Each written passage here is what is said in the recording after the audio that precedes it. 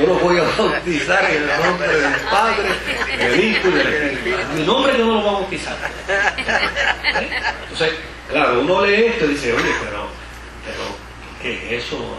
Uno no le debería decir a gente que no piensa como uno es. ¿Se supo cuál fue el motivo de esa pena? ¿Ah? ¿Se supo cuál fue el motivo de la pena? Porque no querían que su esposa fueran a la iglesia. ¿Y después se fueron a bautizar eso? No, ya se quedaron.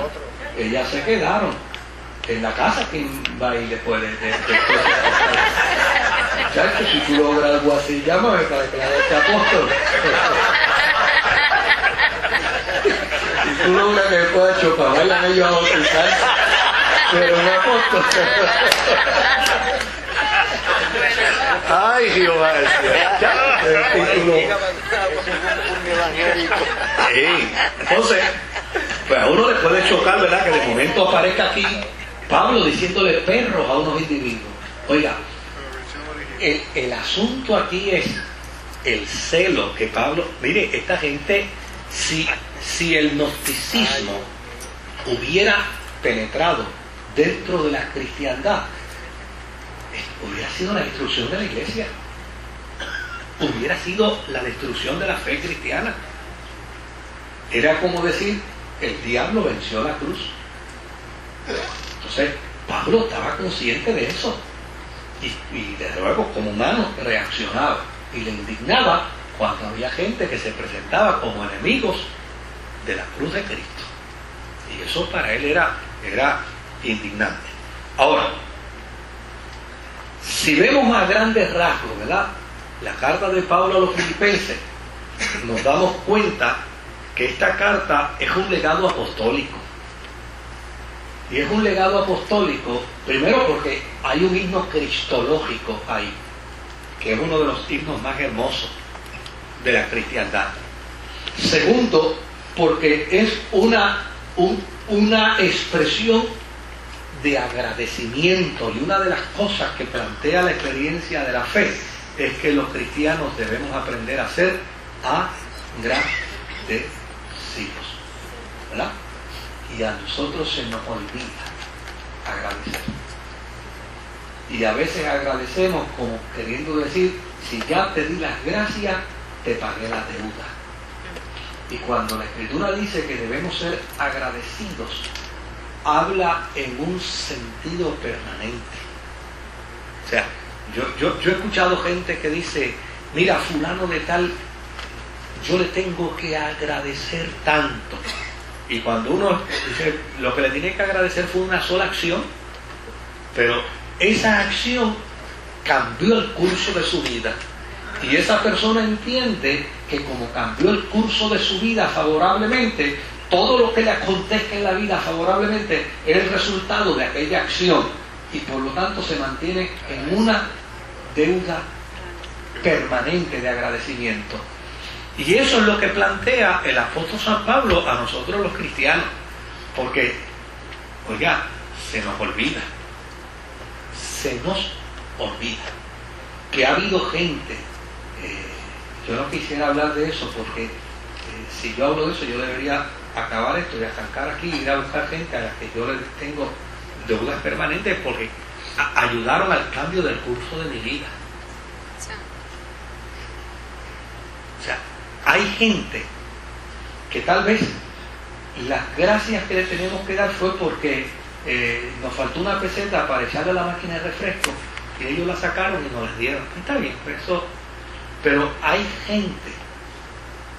gente que su acción, yo le he dicho a mi esposa, y ella está aquí y es testigo de eso, que hay un hombre que pudo haberse muerto ya, pero yo le doy tantas gracias a Dios por aquel hombre, porque aquel hombre cambió el curso de mi vida. Y mire cómo lo cambió. A mí me enseñó a fumar un retardado, y tenía que ser retardado para enseñar a fumar a un menor de edad, ¿verdad? Pero aquel era retardado 2 veces.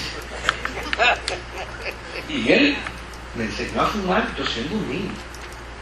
Y desde luego, pues al otro día yo fui al colmado de Don Pecho. En aquel tiempo a uno le daban 3 chavos, un vellón. y uno compraba 2 cigarrillos con el vellón. Y yo, pues como él me enseñó la noche antes, pues al otro día cuando mi papá me dio el vellón, yo fui a la tienda de Don Pello y pedí con el vellón 2 cigarrillos. Oye, ya había aprendido a fumar.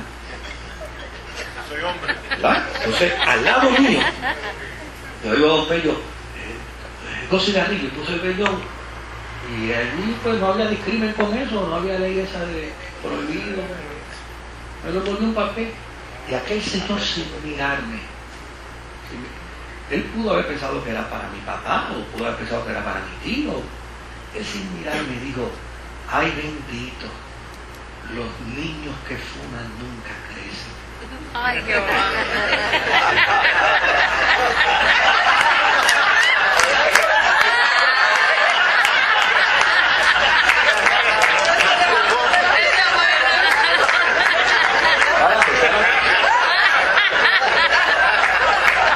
Entonces, fíjese qué interesante. Yo me quedé así, y cuando él terminó de decir eso, yo dije, ay, yo quiero ser grande, yo quiero crecer. Empujé los 2 cigarrillos y le di a Don Pello, deme un mata hambre y un limón.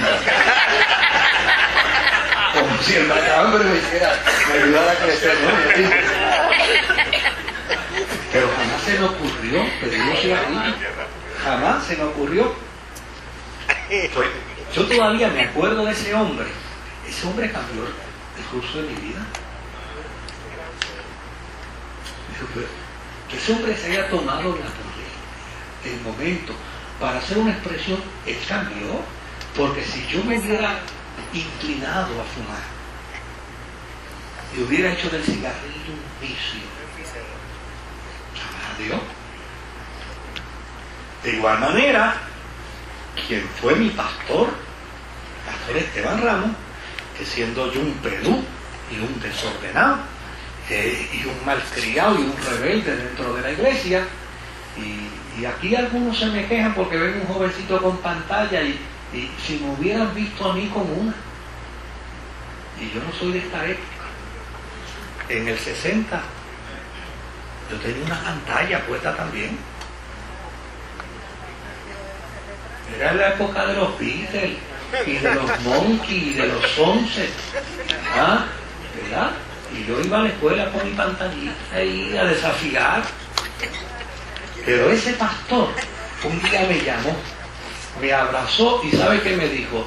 Me dijo, Moisés, ¿sabes cuántas veces yo he querido botarte de la iglesia? Yo me quedé así, de verdad. Le digo, el montón de veces que yo he querido botarte de esta iglesia. Y se le salieron 2 lagrimones. Y me dijo, pero cada vez que lo decido y voy en oración, el Señor me dice, no lo hagas, porque vas a ser ministro del Evangelio. Aleluya. Mira qué cosa. Pues ese hombre cambió el curso de mi vida. Él lo cambió. Entonces, usted se da cuenta que hay una gente que no es aquel que sacó la peseta porque me faltaba para el refresco o el vellón que me faltaba para el teléfono, no, pues uno le da la... Pero hay gente que le cambia el curso a uno de la vida. El decano. ¿Ah? El decano de la universidad, que sin conocerme me dice, mira, yo te voy a regalar una beca para que estudies. Pero son gente que te cambia. Entonces, el agradecimiento no puede ser una mera expresión de gratitud. Tiene que ser que un agradecimiento permanente. Digo, Señor, si están vivos, bendícelos. Y si ya murieron, bendice a sus hijos, bendice a sus nietos. Porque el bien que esa gente hizo le cambió a uno el curso de la vida. O sea, yo a veces le cuento a mi esposa, de hecho lo estaba rectificando un día y como de esas cosas extraordinarias, cuando lo terminé de rectificar al otro día me llama una persona y me dice, hablé con el señor Mena y él se acordó de ti. Pues el señor Mena era el jefe de personal de Pueblo Supermarket cuando yo tenía 16 años y yo fui a buscar trabajo y ese señor me miró con tanta compasión